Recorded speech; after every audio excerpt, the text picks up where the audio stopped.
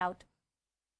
I'll go back to Professor Brahma Chellaney, who continues to be with us on the broadcast. Professor, you pointed out that US perhaps has not put China in the right place. There's a certain policy of appeasement. Is this the policy of appeasement, or perhaps an indication of the changing global order where China is increasingly dominating and becoming more and more aggressive? Well, it's also about politics in the US. The Democrats tend to be more focused on Russia, and the Republicans tend to look at China more closely. The issue is really this, that the future of American power will be determined not in Ukraine, but in Asia. And the conflict over the future status of Taiwan will determine the new global order. So if the Americans don't wake up to the new challenges in the Indo-Pacific, the US will not be able to retain its global preeminence. A Chinese takeover of Taiwan would upend the balance of power in the world and damage America's reputation as a reliable ally. Professor, I want to understand this from you directly. Sorry to interrupt you, but if I were to ask you very directly, what would be the right action for the Americans right now, keeping in mind the regional stability, the power balance that needs to be maintained, something that you're talking about? Well, the Americans should be focusing on deterring and thwarting a potential Chinese attack on Taiwan. That should be the focus. The focus should not be on seeking to offer concessions to China, including potentially rolling back trade tariffs on Chinese goods. The focus ought to be on shoring up the defenses of Taiwan, so that if the Chinese were to attack Taiwan, they would get a bloody nose. That should be the policy and strategy of the US. Okay.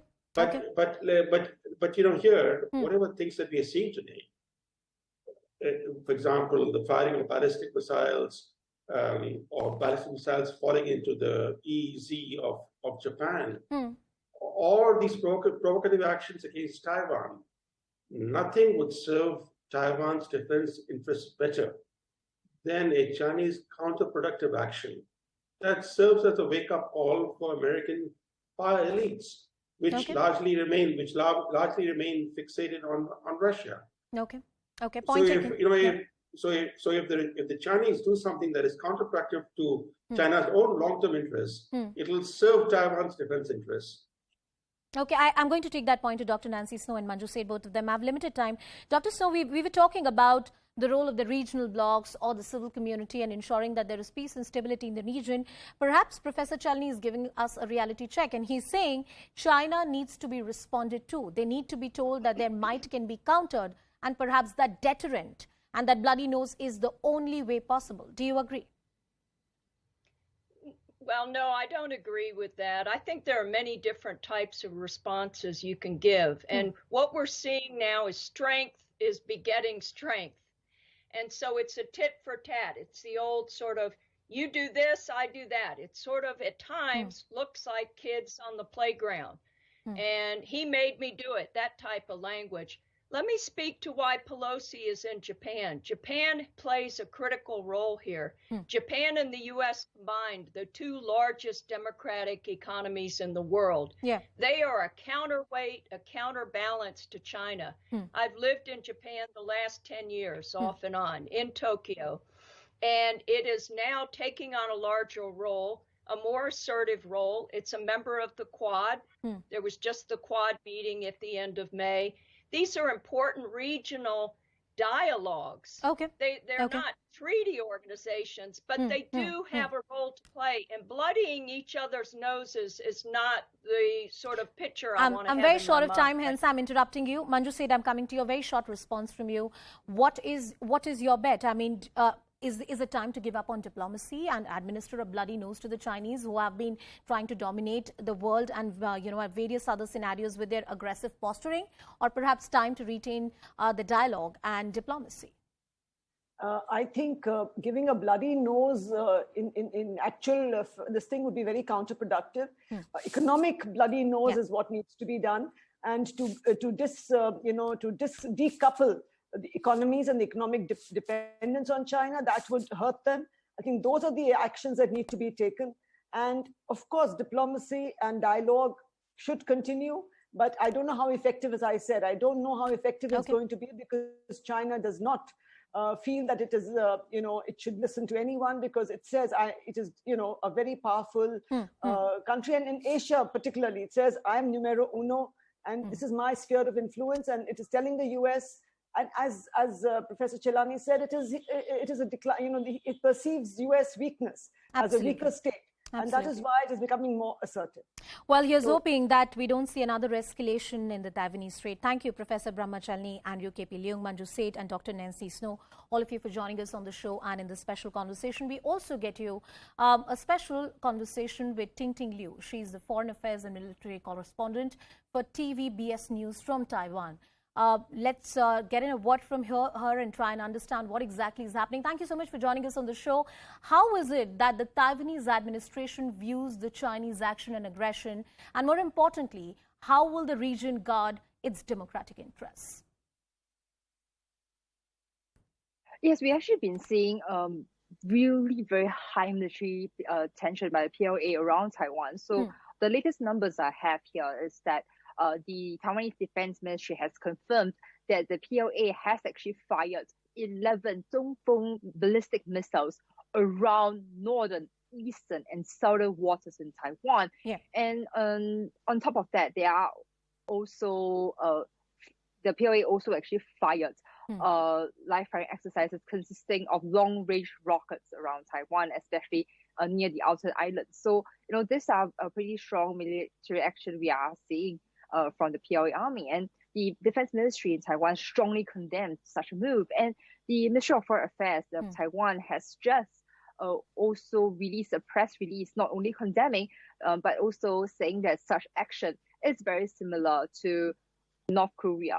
So in a way, is that we are seeing a very strong condemnation and words coming out from the Taiwanese government. Yeah. Liu, what kind of support and help can the international community, really give Taiwan? What is it that Taiwan expects from them? And the bigger concern by Chinese action is the threat to overall regional peace and stability.